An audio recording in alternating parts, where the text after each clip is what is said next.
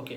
QCHP லைசன்ஸை பொறுத்த அளவில் உங்களுக்கு வந்துட்டு 2வது ப்ரொசீஜர் வந்து ப்ரொமெட்ரிக் எக்ஸாம். ஸோ எந்த மெடிக்கல் ப்ரொஃபஷனாக இருந்தாலும் நீங்கள் ப்ரொமெட்ரிக் எக்ஸாமை வந்துட்டு பாஸ் ஆகினா மட்டும்தான் நீங்கள் வந்துட்டு லைசன்ஸுக்கு அப்ளை பண்ணலாம். ப்ரொமெட்ரிக் எக்ஸாம் வந்து ஆன்லைனில் அப்ளை பண்ணிவிட்டு ப்ரொமெட்ரிக் சென்டரில் போய் செய்யக்கூடிய ஒரு எக்ஸாம். ஒவ்வொரு ப்ரொஃபஷனுக்குமே ஒவ்வொரு விதமான சிலபஸ், அவங்களோட சிலபஸ்க்கு ஏற்ற மாதிரி எக்ஸாம்ஸ் இருக்குது. பெரும்பாலும் வந்துட்டு அதில் வந்து 150 MCQ இருக்கும். அதில் வந்து நீங்கள் ஒரு 50% 75 MCQ சரி எடுக்கக்கூடியதாக இருக்கும். ஒவ்வொரு ப்ரொஃபஷனுக்குமே அந்தந்த ப்ரொமெட்ரிக்குரிய நோட்ஸை நாங்கள் வாங்கி படித்து அந்த எக்ஸாமை கிளியர் பண்ண வேண்டிய தேவை இருக்குது. அவ்வளோ பெரிய கஷ்டமான எக்ஸாம் இல்லை, பட் படிக்காட்டி நாங்கள் ஃபெயில் ஆகிடுவோம். ஸோ 150 MCQ 75 MCQ சரி எடுக்கணும் அப்படின்னு சொன்னால் நாங்கள் கொஞ்சம் கொஞ்சம் ப்ரிப்பேர் ஆக வேண்டியது. அதுக்கண்டு சொல்லிட்டு பாஸ் பேப்பர் இருக்குது, அதுக்கண்டு சொல்லி நோட்ஸ் இருக்குது, எல்லாமே இருக்குது. நாங்கள் குறிப்பிட்ட இடங்களில் அதை எடுத்துக்கொள்ளலாம். ஒவ்வொரு கண்ட்ரிஸுக்கு ஏற்ற மாதிரி வந்துட்டு ப்ரொமெட்ரிக் எக்ஸாம் சிலபஸும் ப்ரொமெட்ரிக் எக்ஸாம் பேட்டர்னும் மாறுபடும். ஸோ நான் இப்போ வந்துட்டு கத்தார் பொறுத்தளவு நான் கத்தாரில் எப்படி நான் ப்ரொமெட்ரிக் செஞ்சேன், எப்படி பாஸ் ஆகணும், என்னென்ன செக்ஷனில் கூட கேள்வி வந்துச்சு எங்களோட ஃபிசியோதெரபி ப்ரொஃபஷனை பொறுத்தளவில். ஸோ இங்கே வந்த பிறகு தான் நான் ப்ரொமெட்ரிக் எக்ஸாம் செய்ய வேண்டியதாக இருந்தது. ஸோ ஆக்சுவலாக வந்துட்டு இப்போ கண்ட்ரிலேருந்து நீங்கள் உங்களோட கண்ட்ரிலேருந்து ஸ்ரீலங்காவில் இந்தியாவில் இருந்துட்டு நீங்கள் எக்ஸாம் செஞ்சுட்டும் வரலாம். பாஸ் ஆகிட்டு நீங்கள் ரிசல்ட்ஸை கொண்டு வரலாம். அந்த ரிசல்ட்ஸ் வந்து 3 இயர்ஸுக்கு வெளியிடாக இருக்கும். அந்த 3 இயர்ஸுக்குள்ளே நீங்கள் லைசன்ஸ் ப்ரொசீஜர் வந்து கம்ப்ளீட் பண்ண வேண்டியதாக இருக்கும். நான் என்ன செஞ்சேன்னு சொன்னால், இங்கே வந்துட்டு எனக்குண்டா நாட்டில் இருக்கும்போது ஏதாச்சும் ஒரு வேலை வந்துடும். ப்ரொமெட்ரிக்கு நான் படிக்கவே டைம் கிடைக்கிறது இல்லை, ஏதாச்சும் ஒரு வேலையில் பிஸியாக இருப்பேன். ஸோ இங்கே வந்து ஒரு ரூம் எடுத்து தனியாக இருந்து 1 மந்த்தாக நான் ஃபுல்லாகவே ப்ரொமெட்ரிக்காக படித்து ப்ரிப்பேராகவே எக்ஸாமை பாஸ் பண்ணேன். ஸோ அந்த மாதிரி ஒரு ஃபோக்கஸில் தான் படிக்க வேண்டியிருந்தது. ஸோ என்னென்ன தலைப்புகள் வந்ததுங்கிற விஷயத்தை நான் இப்போ சொல்ல போகிறேன்.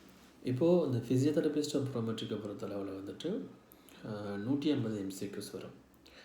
அந்த MCQஸில் நீங்கள் 75 MCQ சரி எடுக்கணும் பாஸ் ஆகிறதுண்டு. அதாவது 50 விதமான மார்க்ஸை நீங்கள் எடுக்கணும். அப்போ 75 அல்லது அதுக்கு மேலே நீங்கள் MCQ சரி எடுக்கணும். ஸோ அந்த 150 MCQவில் உள்ளடங்குற எல்லா MCQவில் 10 தலைப்பு கீழே நாங்கள் அதை வந்துட்டு நாங்கள் பிரித்து பார்க்கலாம். அப்படின்னா அந்த 10 தலைப்புலையும் வந்து ஒவ்வொரு தலைப்பில் எத்தனை MCQ வரும்னு சொல்லுவேன். அப்போ அதுலேருந்து நீங்கள் வந்துட்டு எந்த தலைப்பு நம்ம கூட படிக்கணுங்கிற ஒரு ஐடியாவுக்கு வரலாம். ஸோ உங்களுக்கு நான் வந்து ஒவ்வொரு தலைப்பில் எத்தனை MCQ வரும்னு சொல்லி தலைப்பு நோட் பண்ணிக்கொள்ளுங்க. கைனசியாலஜி, பயோமெக்கானிக்ஸ் அண்ட் ஏகோனமிக்ஸில் வந்து 12 MCQ வரும். அனட்டமி அண்ட் ஃபிசியாலஜியில் வந்து 18 MCQs வரும். Clinical decision making and differential டயக்னோசிஸில் வந்துட்டு 12 MCQs வரும். ஃபிசிக்கல் ஏஜென்ட்ஸ், அதாவது எலக்ட்ரோதெரப்பி அண்ட் ஹைட்ரோதெரப்பியில் 15 MCQs வரும். தெரப்பியூட்டிக் எக்ஸசைஸ் அண்ட் டெக்னிக்ஸில் வந்து 15 MCQ வரும். Physical therapy in special population, அதாவது பீடியாட்ரிக், கைன்ஸ், ஜீரியாட்ரிக்ஸ் இந்த மாதிரி ஜின்னோப்ஸில் வந்துட்டு 18 MCQs வரும். கார்டியோ பல்மோனரி ஃபிசிக்கல் தெரப்பியில் வந்துட்டு 12 MCQ, ஸ்போர்ட் ஃபிசிக்கல் தெரப்பியில் 12 MCQ, நியூரோ ரீஹபிலிட்டேஷனில் 18 MCQ, மஸ்குலஸ்கல்டலில் 18 MCQ. ஸோ இதில் வந்து 18 MCQ வர செக்ஷனில் பார்த்தீங்கன்னா musculoskeletal, neuro and anatomy and physiology. So நீங்கள் ஜஸ்ட் ஒரு பாஸ் மார்க்ஸ் எடுக்கணும் அப்படின்னு சொன்னால் இந்த 3ஐயும் நல்லா படிங்க. அதாவது MSK, neurology and also anatomy and physiology. Electrotherapy நம்மளாக ஒரு சில மெஷினை படித்தாலே அந்த MCQ சரி எடுத்துடலாம். ஸோ இவ்வளவு தான் எங்களுக்கு சொல்லப்படுற தலைப்பு. எல்லாமே 150 MCQ வரப்போகுது.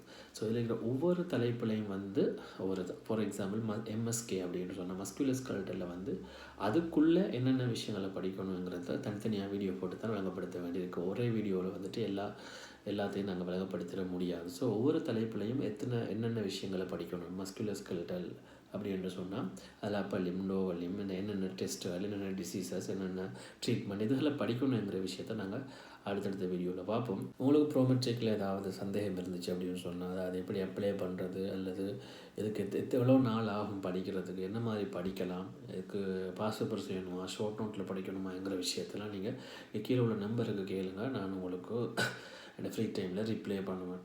ஸோ அவ்வளோதான் இன்றைக்கி. தொடர்ந்து நம்ம அடுத்தடுத்த வீடியோவில் ஒவ்வொரு தலைப்பில் சொல்லப்பட்ட 10 தலைப்புலையும் வந்துட்டு என்னென்ன ஹெட்டிங்ஸை நாங்கள் படிக்கணுங்கிறத நம்ம அடுத்தடுத்த வீடியோவில் பார்ப்போம். அஸ்ஸலாமு அலைக்கும், வணக்கம்.